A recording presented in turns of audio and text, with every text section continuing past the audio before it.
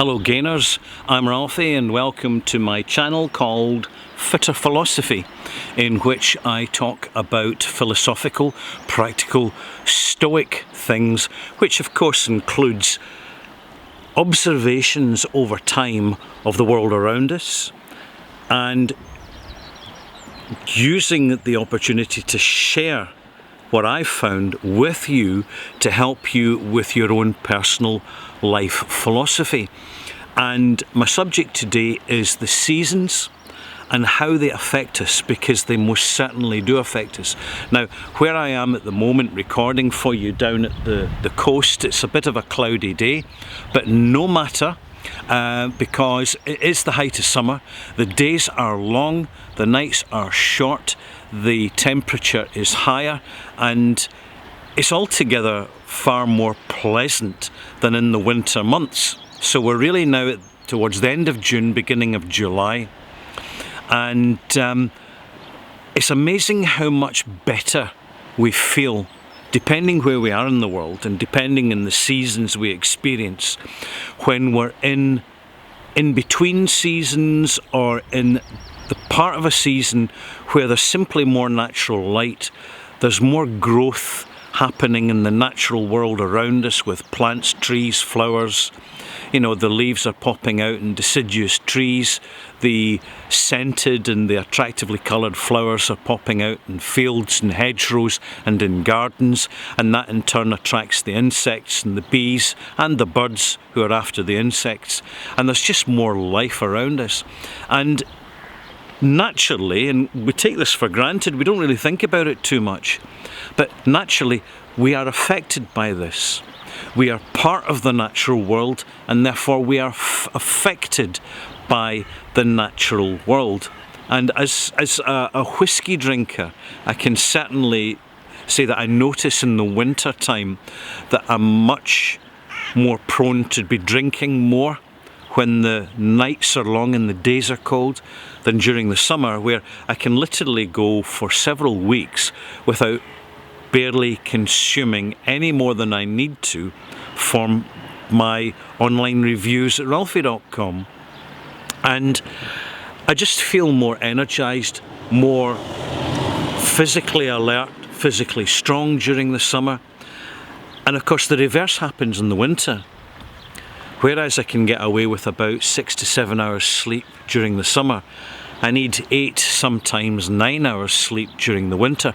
And particularly as I get older and as time gets on, this becomes more accentuated, it becomes more definitive and visible.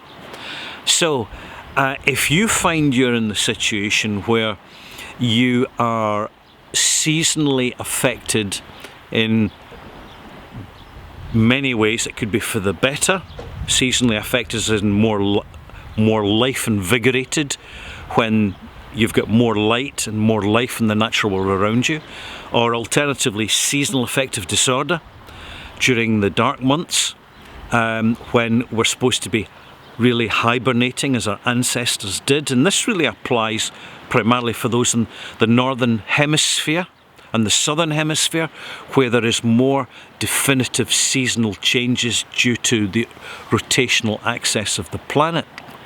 But everybody's affected differently, and ultimately it doesn't matter where we are, whether it be dry season or wet season. We will all spot over time the times of the year where we are stronger and the times of the year where we are a bit weaker, and we build that into our lifestyles. We build that into our objectives and our goals. We accommodate it, and as a result we're empowered by it. And I would conclude by saying that one of the problems with modern life is that the outside world, the imposed world, the media world, and our working lives tend to rotate around fixed hours and fixed tasks all year round.